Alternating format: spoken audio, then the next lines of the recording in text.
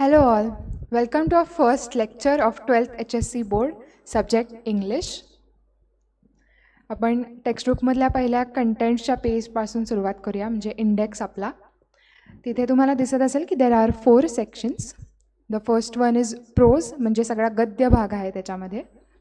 The second being poetry, कविता. Section 3 writing skills आणि section 4 novel. आता आपण सेक्शन वाईज बघूयात. पहिल्या सेक्शनमध्ये तुम्हाला दिसतंय की 8 धडे आहेत. Each and every lesson is very interesting. काही स्टोरीज आहेत, काही इन्फॉर्मेटिव्ह टेक्स्ट्स आहेत. सेक्शन 2 पोएट्री म्हणलं तसं इथे कविता आहेत. Section 3 writing skills. आता रायटिंग स्किल्स बघायला गेलं तर त्यांनी एवढी छान आपल्या सिलेबसमध्ये ॲप्लिकेशन बेस्ड रायटिंग स्किल्स दिली आहेत, ज्याचा आपल्याला कायम उपयोग होतो पुढे आयुष्यातसुद्धा. जसं की 3.2 mind mapping. So mind mapping म्हणजे कुठल्याही टॉपिकबद्दल आपल्याला जेव्हा ब्रेनस्टॉर्म करायचं असतं तेव्हा we can create mind maps, आणि ते खूप हेल्पफुल ठरतं. तसंच स्टेटमेंट ऑफ पर्पज. जेव्हा आपल्याला एखाद्या युनिव्हर्सिटीला कॉलेजला अप्लाय करण्यासाठी आपल्याला पुढे स्टेटमेंट ऑफ पर्पज लिहायला लागतं जेव्हा तुम्ही बोर्ड पास करून पुढे जाता. किंवा ग्रुप डिस्कशन, इथं खूप इम्पॉर्टंट स्किल आहे. सो ही सगळी रायटिंग स्किल्स यावर्षीची एकदम ॲप्लिकेशन बेस्ड आहेत. ती आपण छान इंटरेस्टने शिकूया. आणि सेक्शन 4 बीइंग नॉवेल, त्यात 4 नॉवेल आहेत. म्हणजे first just history of novel आहे, ह्या इन्फॉर्मेटिव्ह टेक्स्ट आहे नॉवेल्सबद्दलचा. उरतात 3 novels. To sir with love, around the world in 80 days. तुम्ही कदाचित हे नाव ऐकलं असेल, it is a very famous novel. आणि the sign of 4 by sir Arthur Conan Doyle. ही शेरलॉक होम्सची स्टोरी आहे. सो तुम्ही जर शेरलॉक होम्सचे फॅन असाल, तुम्ही जर वाचलं असेल ते, तर तुम्हाला हे नक्कीच आवडेल. सो आता ही काही all 4 novels, like we aren't going to study the whole of the novels. आपल्याला काही पार्ट असणार आहे त्याच्यातला शिकायला, आणि त्यावरूनच आपल्या पेपरमध्ये सुद्धा प्रश्न येतात. ओके, सो आपण आता पेपर पॅटर्नकडे वळूयात.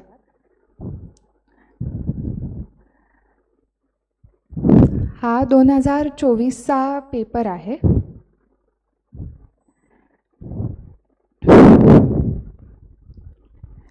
$80 मार्क्सचा पेपर असतो आणि 20 मार्क्सची तुमच्या कॉलेजकडून इंटर्नल एक्झाम घेतली जाते.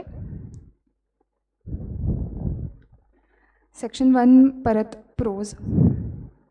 याच्यामध्ये reading for comprehension, language study, summary and mind mapping हे 4 स्किल्स असतात तुमची असेस करण्यासाठी. सो टेक्स्टबुकमधले पॅसेजेस असतात, टेक्स्टबुकच्या बाहेरचे सुद्धा पॅसेजेस असतात.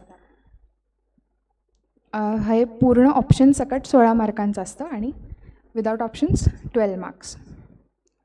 सो हा पहिला पॅसेज आहे. या पहिल्या पॅसेजवर विचारलेले हे प्रश्न आहेत, जसं की ट्रू ऑर फॉल्स किंवा match the following, give reasons. हे सगळे पॅसेजवर बेस्डच प्रश्न आहेत. आणि A4 म्हणजे हा पर्सनल रिस्पॉन्स क्वेश्चन असतो, PRQ. त्यानंतर डू ॲज डायरेक्टेड म्हणजे हा ग्रामरचा भाग येतो. आणि find out the words from the passage which mean what ever. So हे सगळे लँग्वेजवरच बेस्ड, पॅसेजवरच बेस्ड प्रश्न असतात.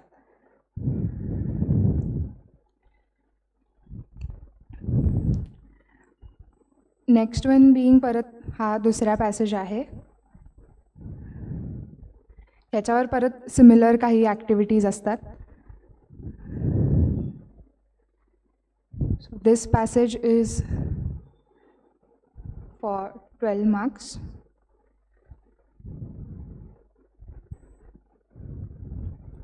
हा इथे फर्स्ट सेक्शन संपतो.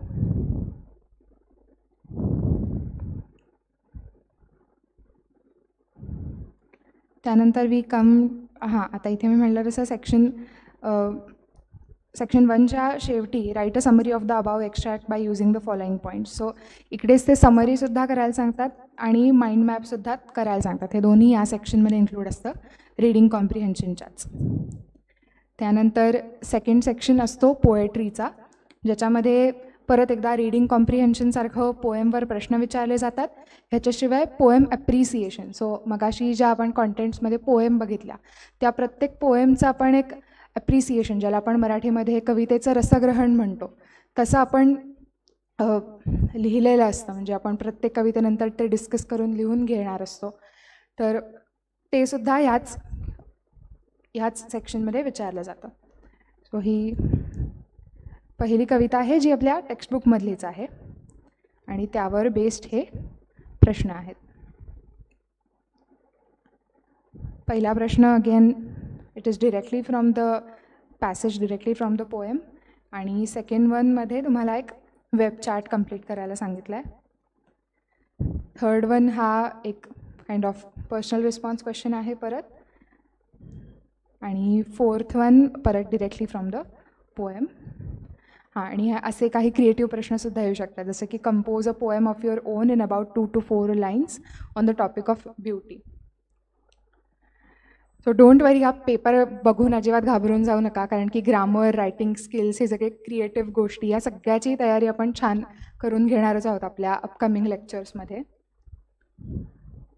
The next one being appreciation, जे मी म्हटलं की रसग्रहण. सो त्यांनी इकडे कविता दिलेली असते, ही सुद्धा आपल्या टेक्स्टबुकमधलीच कविता आहे. त्याचा एक्स्ट्रॅक्ट त्यांनी इकडे दिला आहे आणि ह्याच्यावरनं आपल्याला त्या कवितेचं रसग्रहण करायचं आहे. त्याचे पॉईंट्स वगैरे मेन्शन्ड असतात की कसं करायचं आहे. हेही आपण बघणार आहोत आपल्या फर्दर लेक्चर्समध्ये. इथे आपला पोएट्रीचा सेक्शन संपतो. This one is for 10 marks आणि ही समरीची ॲक्टिव्हिटी, ॲप्रिसिएशनची ॲक्टिव्हिटी 4 मार्क्स.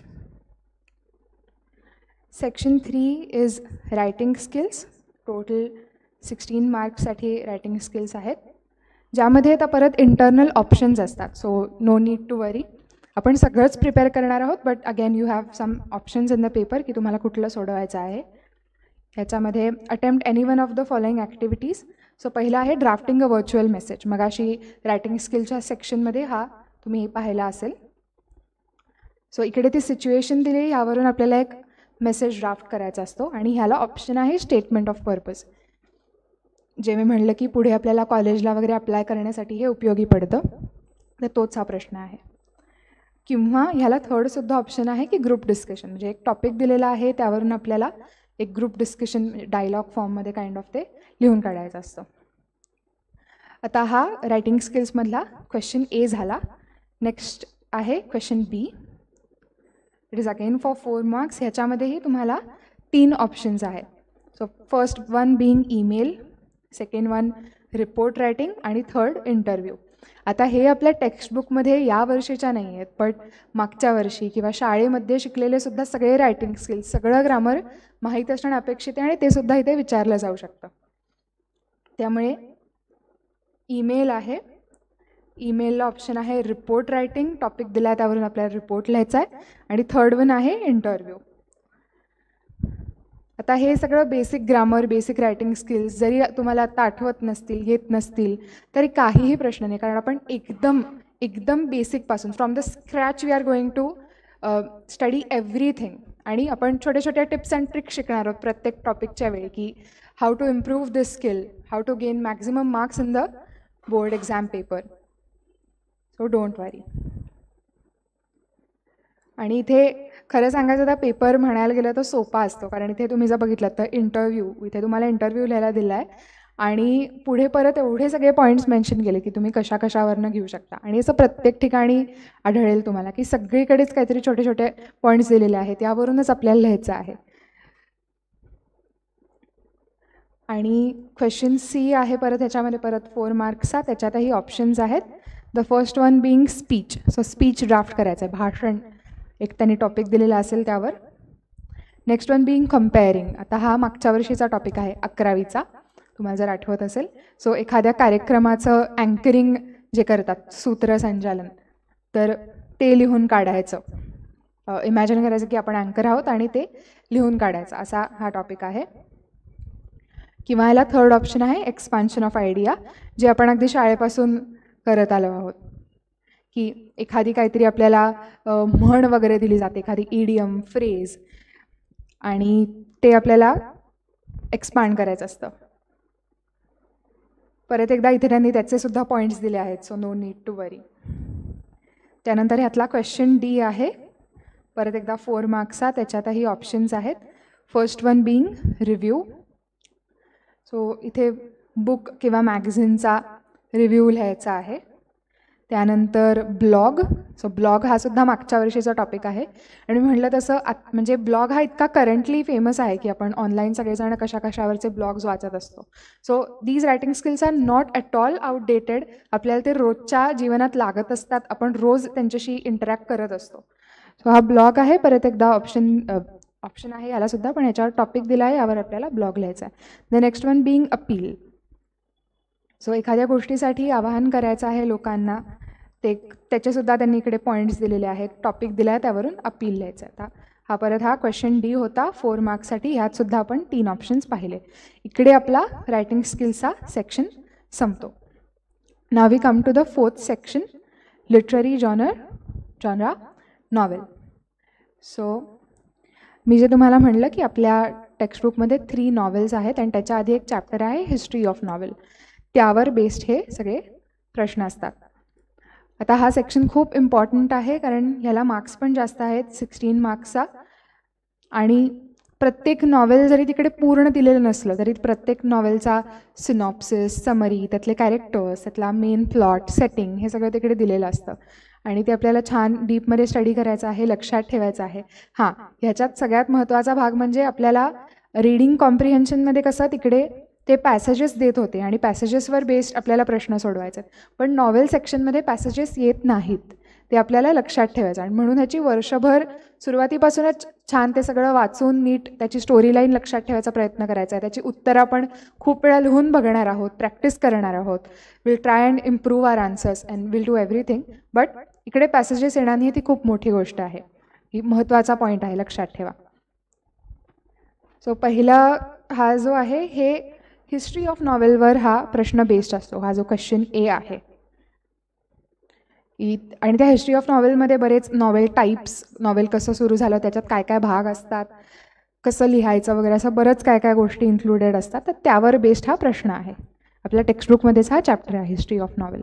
आणि हा क्वेश्चन ए झाल्यानंतर आता क्वेश्चन बी हा ॲक्च्युली जे 3 नॉवेल्स आहेत त्यावरती बेस्ड हा प्रश्न असतो, question b. So answer in about 50 words to the following questions given below. So प्रत्येक नॉवेलमधलं आता हे टू सर विथ लव्ह वरचे हे 2 प्रश्न आहेत. नेक्स्ट क्वेश्चन सी, परत एकदा answer in about 50 words to the questions given below. हा around the world in 80 days मधला प्रश्न आहे हे दोन्ही. आणि परत क्वेश्चन डी हा साइन ऑफ 4, जी मी तुम्हाला म्हटलं शेरलॉक होम्सची स्टोरी आहे, त्यावर बेस्ड हे प्रश्न आहेत. So this is our whole paper. हा आपला पूर्ण 80 मार्क्सचा पेपर आहे. 4 सेक्शन्स आहेत. फर्स्ट सेक्शनमध्ये सगळं रीडिंग कॉम्प्रिहेन्शन, त्यानंतर लँग्वेज स्टडी म्हणजेच ग्रामरचा भाग, समरी आणि माइंड मॅपिंग हे सगळं कव्हरअप होतं. आपण परत एकदा जाऊयात आपल्या टेक्स्टबुककडे. I hope you have understood the paper pattern well. आणि हे आपण सुरुवातीलाच बघितल्यामुळे आपण वर्षभर त्यासाठी प्रयत्न करू की आपण कसा हा पेपर उत्तम प्रकारे लिहू शकतो. आता हा जो पार्ट आहे त्याच्यामध्ये त्यांनी प्रत्येक लेसनचं आपल्याला समरी काइंड ऑफ दिली आहे. So let's hop on to that. And astrologer's day, it is a story written by R.K. Narayan. आणि if you know this writer, ते खूप अमेझिंग स्टोरीज लिहितात आणि त्यांच्या स्टोरीजला एक इंडियन फ्लेवर असतो, एक देसी फ्लेवर म्हणतो ना आपण, तसा असतो. आणि त्यामुळेच ह्यातून आपण काय शिकणार आहोत, ग्रामर किंवा वोकॅब्युलरी. तर ह्यातला मोठा भाग आहे कोड मिक्सिंग. ओके, ऐकलं आहे तुम्ही कधी कोड मिक्सिंग? सो नसेल समजा तर कोड मिक्सिंग म्हणजे काय, तर एका भाषेतला शब्द आपण दुसऱ्या भाषेत वापरतो. R.K. नारायणच्या स्टोरीमध्ये जसं मी म्हटलं की एक देसी फ्लेवर असतो, तर आपले काही एकदम हिंदी, मराठी किंवा अशा देसी भाषांमधले शब्द त्यांच्यामध्ये येतात. फॉर एक्झाम्पल, तुम्हाला एक्झाम्पल द्यायचं झालं तर हां, इनफॅक्ट आत्ता मी जे म्हणले देसी फ्लेवर, सो देसी हे कोड मिक्सिंगचा प्रकार झाला. कारण की देसी हा काही इंग्लिश शब्द नाही आहे, हा आपण हिंदीमध्ये वापरतो किंवा भारतीय भाषांमध्ये वापरतो आणि हा आपण इंग्लिशमध्ये वापरला तर ह्यालाच आपण कोड मिक्सिंग म्हणतो. तर ह्या धड्यामध्ये अॅन ॲस्ट्रॉलॉजर्स डेमध्ये हे कोड मिक्सिंग बरेच वेळा येतं की असे इंडियन हिंदी शब्द आपल्याला दिसून येतात आणि वर्ड युसेज. सो ते परत इंडियन कॉन्सेप्ट्स एक्सप्लेन करण्यासाठी इतके उत्तम उत्तम वोकॅबलरी वापरतात, इतके अप्रतिम शब्द आणि इंडियन कॉन्सेप्ट्स. जसं की त्यांनी त्या ॲस्ट्रॉलॉजर्स डेमध्ये एका टिपिकल भविष्य सांगणाऱ्या माणसाचं वर्णन केलं की तो कसा रस्त्यावर बसलेला असतो, त्याचं कसं सामान आहे आणि मग त्याने डोक्यावर ते सगळं भगवं वस्त्र घातलेलं असतं, डोक्यावर भस्म ओढलेलं असतं. हे सगळं ते इंग्लिशमधून एक्सप्लेन करतात, इतकं उत्तमरित्या एक्सप्लेन करतात. सो यावरून वर्ड युसेजसुद्धा आपल्याला शिकायचं आहे. आणि आता कसं आहे, प्रत्येक लेसनवर बेस्ड जे एक्सरसाइजेस असतात त्यामधून हे ग्रामर किंवा रायटिंग स्किल्स आपल्याला येतात. तर ह्यामधून जे ह्यावर जे बेस्ट एक्सरसाइजेस असणार आहेत त्याच्यामध्ये ड्राफ्ट स्पीच आणि एक्सपान्शन ऑफ आयडिया, जे आपण आत्ता दोन्ही पेपरमध्ये बघितलं आपल्या, ते प्रश्न येणार आहेत. Right. So next one being on saying please, हा मॅनरिझम्सवरचा लेसन आहे की कसे छोटे छोटे मॅनर्स जसं की प्लीज, थँक्यू, सॉरी हे किती मोठा इफेक्ट घडवून आणतात सोसायटीमध्ये. तर यावरून परत कुठले कुठले वोकॅबलरी किंवा ग्रामरचे टॉपिक्स आहेत ते दिलं आहे. Collocations, register, articles, prepositions, change the voice आणि परत एकदा रायटिंग स्किल्स म्हणजे drafting a speech, expansion of idea. तर तुम्ही जर बघितलं की हे ग्रामर टॉपिक्स किंवा पुढचे सगळे ग्रामर टॉपिक्स, वोकॅबलरी हे आपण खरं तर शाळेपासून शिकत आलेलो आहोत, पण हे पुन्हा एकदा त्यांनी इकडे घेतलं आहे. कारण मी म्हटलं तसं की आत्तापर्यंतचं सगळं ग्रामर तुम्हाला लक्षात असणं अपेक्षित आहे किंवा त्यावरून पुढे आता आपण ॲडव्हान्सला जातो आहे, पण म्हणून बेसिक नाही विसरून चालणार ना. पण जरी आपण बेसिक थोडंसं विसरलो असो तरी आपण व्यवस्थित छान रिव्हिजन करून घेणार आहोत. बट द पॉईंट बिंग की हे लागणार आहे आपल्याला. तुम्ही मगाशी पेपरमध्ये जर सुद्धा बघितलं असेल तर डू ॲज डायरेक्टेड हे अंडर जे ग्रामर होतं, it was like very basic grammar, active passive voice, change the voice, indirect speech. But तेही आपण कधी चुकतो, आपण विसरलेलो असतो किंवा शाळेतसुद्धा आपण त्याचा छान कधीतरी आपल्याला नीट कळलेलं नसतं, असंही होतं. तर आपण ते सगळं करणार आहोत आणि ते गरजेचं आहे बेसिक ग्रामर, हे मला इकडे सांगायचं आहे. The next one being the cop and the anthem. ही एक खूप सुंदर स्टोरी आहे. माझे फेवरेट शॉर्ट स्टोरी रायटर आहेत, त्यांची स्टोरी आहे. त्यांच्या स्टोरीजमध्ये शेवटी एक खूप मस्त ट्विस्ट असतो. It is very interesting. यावरून परत word power, affirmative and negative sentences हे टॉपिक शिकायचे आहेत. आणि ह्यावरचं रायटिंग स्किल्स आहे व्ह्यू, काउंटर व्ह्यू आणि conduct and interview. He 2 writing skills यावर बेस्ड आहेत, म्हणजे ह्याच्या एक्सरसाइजेसमध्ये ते येणार. Big data, big insights. आता मी म्हटलं तसं काही धडे इन्फॉर्मेटिव्ह आहेत, तर हा छान असा इन्फॉर्मेटिव्ह धडा आहे डेटा ॲनालिसिसवरचा, जो की आत्ता खूप ट्रेंडिंग किंवा बूमिंग फील्ड आहे. ह्यावर परत ग्रामर तुम्ही बघू शकता, idioms and phrases, degrees of comparison, use of as well as, either or, हे परत एकदा बेसिक ग्रामर अँड वोकॅबलरी आहे. The new dress, this is a story written by Virginia Woolf. त्या अप्रतिम लिहितात, मोठी स्टोरी आहे ही, but it is very interesting. यावरून सिनॉनिम्स आणि टेन्सेस हे टॉपिक्स आहेत. आणि यावरून शिकायचं काय रायटिंग स्किल्समध्ये, तर कॅरेक्टर स्केच. स्टोरीमध्ये किंवा नॉवेलमध्ये जे कॅरेक्टर्स येतात त्याचं कॅरेक्टर स्केच कसं काढायचं, म्हणजे ड्रॉ नाही करायचं, वर्णन कसं करायचं हे त्याच्यात सांगितलं. त्यानंतर expansion of idea. The next one is into the wild. Into the वाईल्डमध्ये पण खूप इंटरेस्टिंग अशा जंगल सफारी किंवा जंगलमध्ये गेलेल्या असतानाच्या स्टोरीज आहेत 2 रायटर्सच्या. त्यांचे स्वतःचे एक्सपिरियन्सेस आहेत. It is very thrilling and adventurous to read. ह्यावरून फ्रेजेस आणि नॉट ओनली बट ऑल्सो ह्यासारखं कन्स्ट्रक्शन आणि चेंज द व्हॉइस हे शिकणार आहोत. द नेक्स्ट वन बिईंग म्हणजे ह्यातला रायटिंग स्किल्स आहेत conduct and interview, write a report, appeal आणि माइंड मॅपिंग किंवा डिझाईन हे ह्याच्या एक्सरसाइजमध्ये इन्क्लुडेड असणार आहे. Why we travel.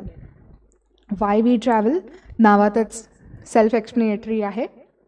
हाही एक सुंदर धडा आहे. ॲडजेक्टिव्स, फ्रेझल वर्ब्स, इन्फिनेटिव्ह हे त्याचे टॉपिक्स आहेत. आणि राईट अँड ईमेल हे आपण त्याच्यावरून त्याच्या एक्सरसाइजमध्ये करणार आहोत. त्यानंतर वॉयेजिंग towards excellence.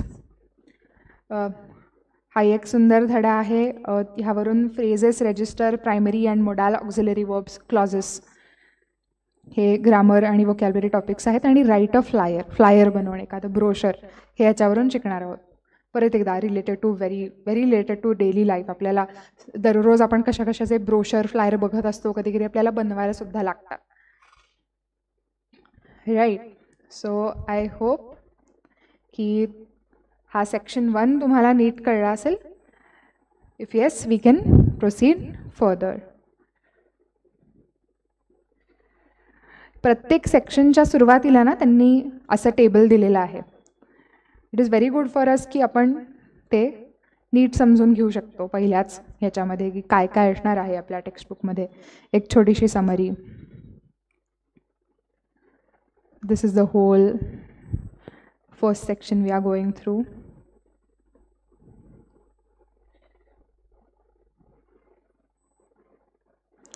Next section as we know it is poetry, कवितांचा सेक्शन असणार आहे. Just a second.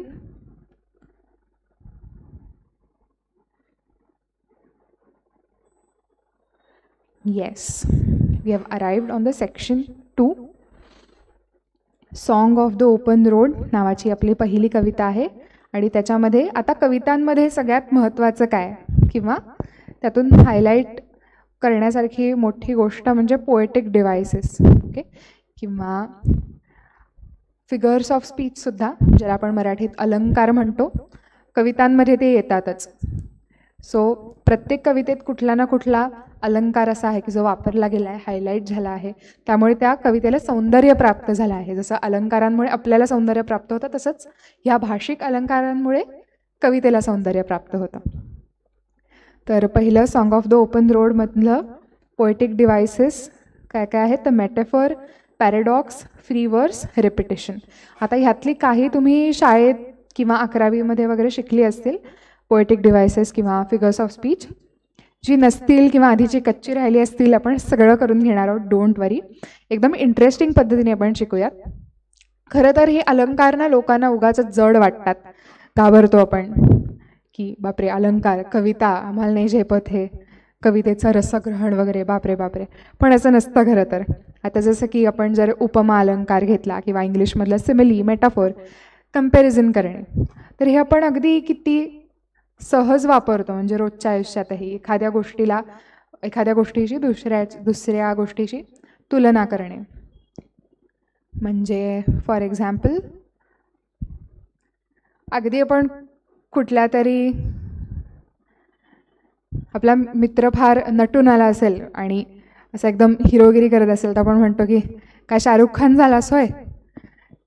हा उपमा अलंकार आहे. हा आपण रोज वापरत नाही का, तर अगदीच वापरतो. किंवा अलिटरेशन म्हणजे ज्याच्यामध्ये साऊंड्स रिपीट होतात. तर तुम्ही लहानपणी हे नक्कीच ऐकलं असणार आहेत. जसं की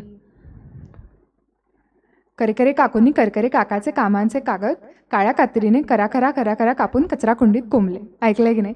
so this is alliteration.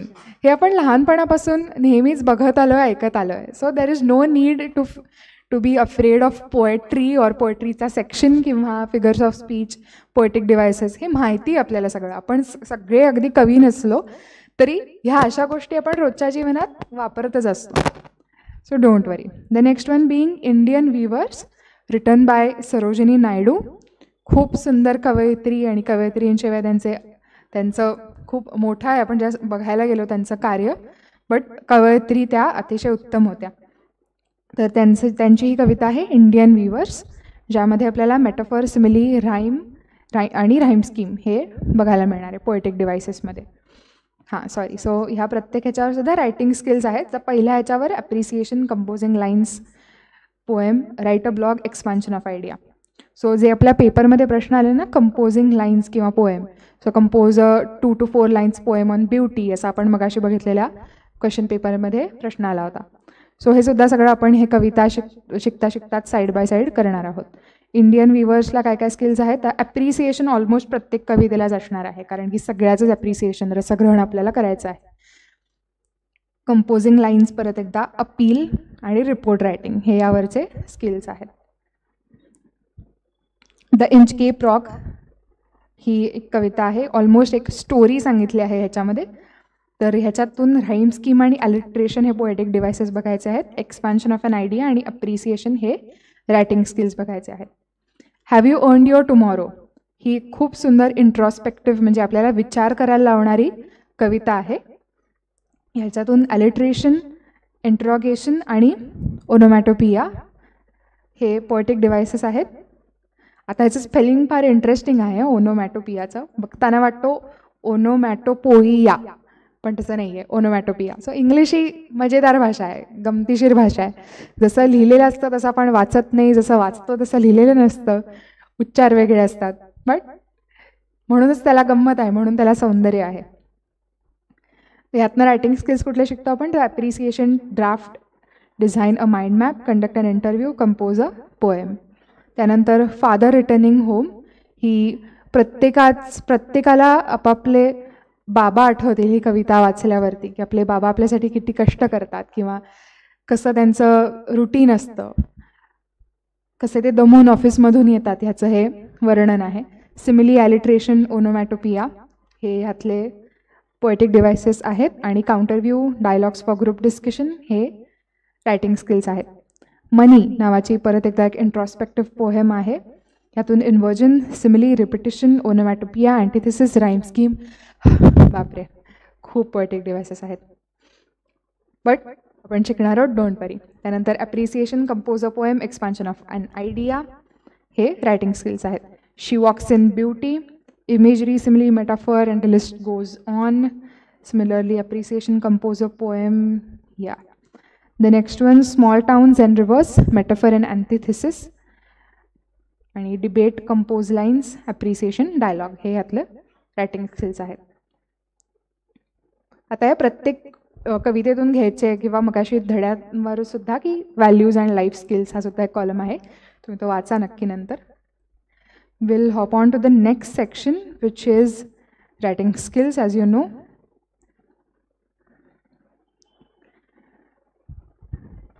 Writing स्किल्समध्ये कुठे कुठे आहेत आपल्याला? Summary writing, mind map and everything. We come here to the section 3. First one being summary writing. Write a summary of a given extract. So एखादा मोठा पॅसेज किंवा धडा असेल तर त्याचं आपण समराईज कसं करायचं, म्हणजे एवढा मोठा 10 ओळींचा पॅरेग्राफ आहे तो आपल्याला 3 ओळींमध्ये एक्सप्लेन करायचा आहे, फॉर एक्झाम्पल.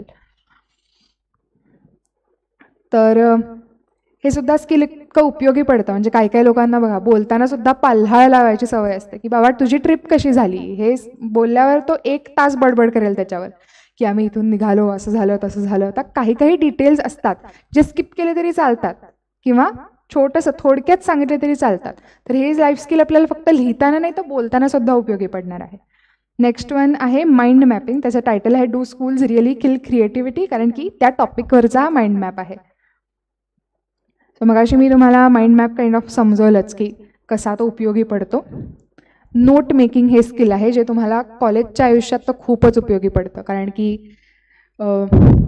नोट्स तुम्हाला घ्यायलाही लागतात लेक्चर्समध्ये आणि प्रत्येक धड्यावर आपला स्वतःचा विचार करून नोट्स तयारही करायला लागतात. तर हा नोट्स घेण्याचा नाही, हा नोट्स तयार करण्याचा भाग आहे.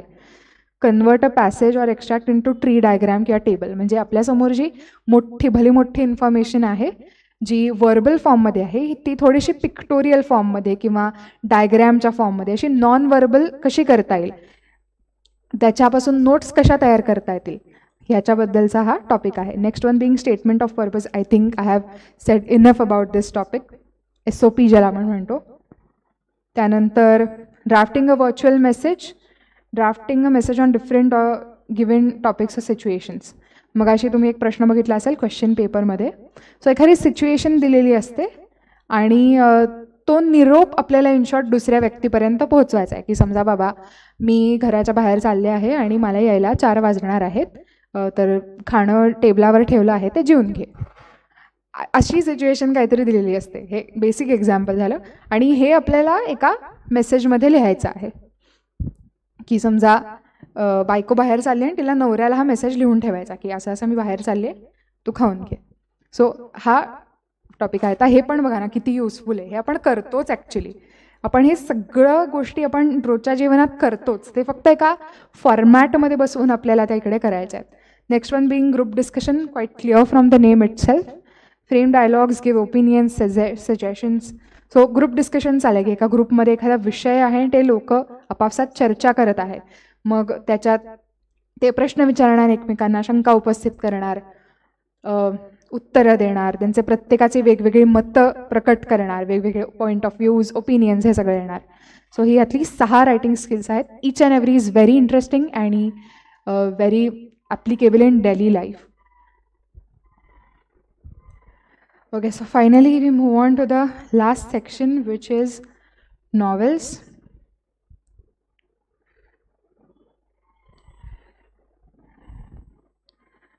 Novels, as I said, पहिला आहे हिस्ट्री ऑफ नॉवेल आणि उरलेली 3 नॉवेल्स.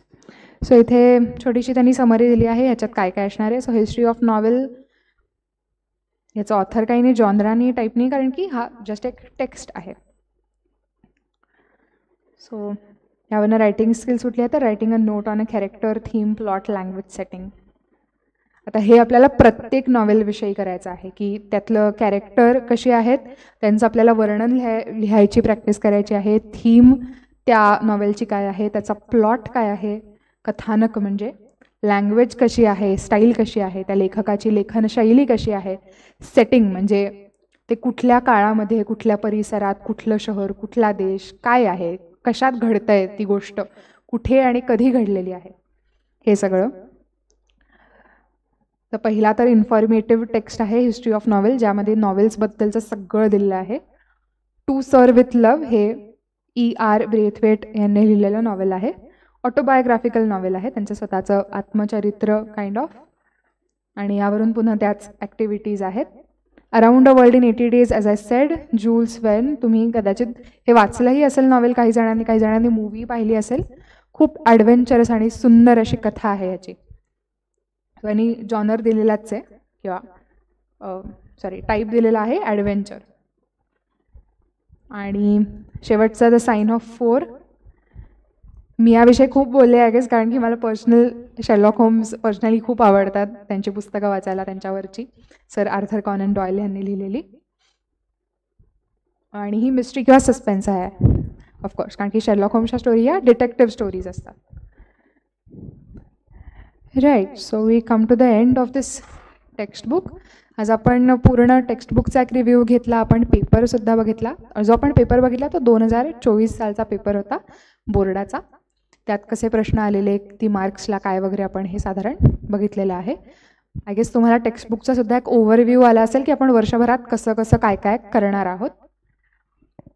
या, so see you in the upcoming lectures. I am very excited to teach you everything in this textbook, out of this textbook. सगळी बेसिकपासून रिव्हिजन, मस्त मजा करूयात.